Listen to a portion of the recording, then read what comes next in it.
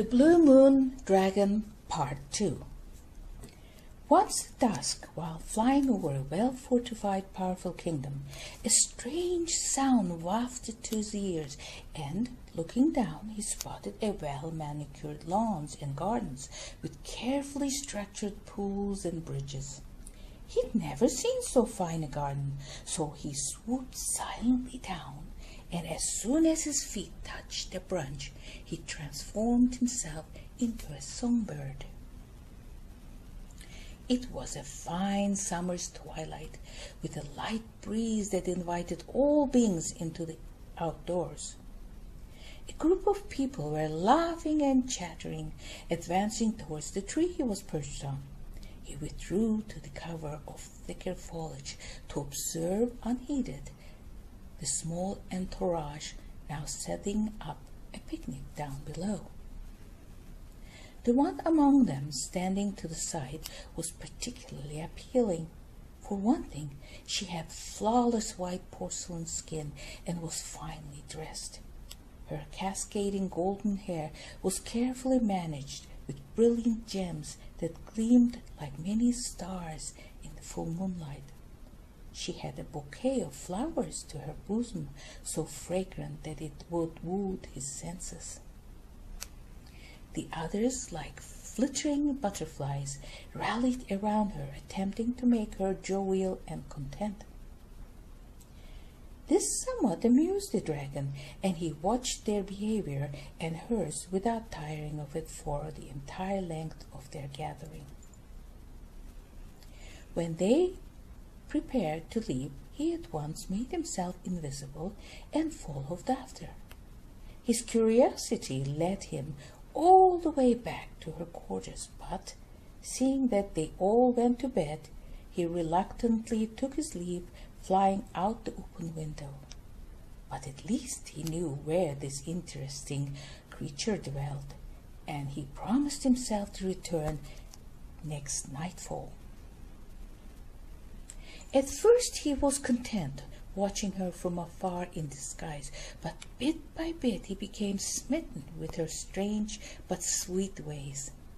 By then he understood more of the ways of humans and how he might win her affections. Fortunately, she valued her time alone, and often would send her attendants away on some fool's errand just to gain some solitary, quiet moments by herself. Often she managed to sneak away at the conclusion of dinner to spend a tranquil period in the library. At other times she contrived to spend few moments outside among the beds of flowers, leaning her back to a tree in contemplative repose. It was one such occasion when the blue dragon decided at long last to approach her.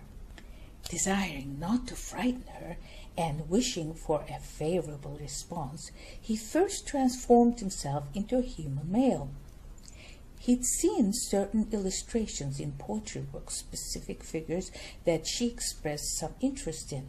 Therefore, he fashioned himself into a mixture of these features she liked best. A youth of similar age, rather handsome, and dressed in fineries. He even picked a name for himself, Maviaku, Brug, which translates as Blue Moon Dragon. He knew enough of the rules of propriety not to manifest and accost her in her private quarters, so he waited for an opportunity when she retreated into the garden seeking some solitude. Their first meeting was somewhat awkward, and regrettably still caused her a fright.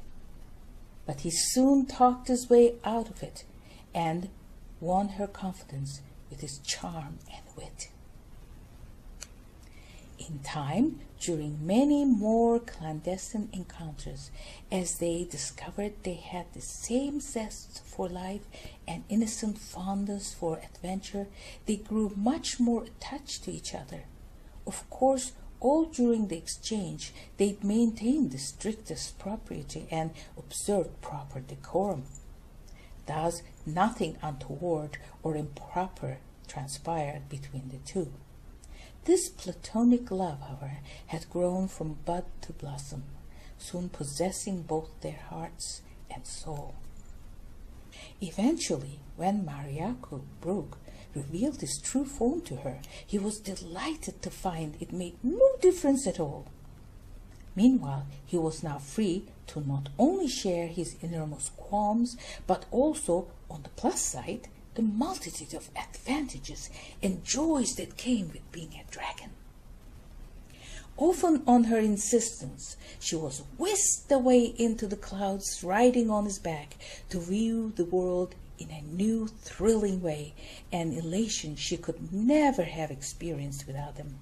She was so happy then that all else, all mundane earthly matters, simply vanished in a puff. Hours spent with him simply melted away, but when he was absent, her heart pained with that unbearable longing for his company. One fine evening, while resting on a strange high meadow by a spring, he reached forward and gently clasped her hand, and looking questioningly deep into her eyes, no words were necessary. She simply nodded her assent, and from that moment on they were bonded forever. With a shy smile, he drew a small packet from his robe, wrapped in a blue cloth that shimmered as if with the light of many stars. When she opened it, she saw it was a figurine of a songbird. Looking lovingly into her eyes, Mariaku explained its meaning.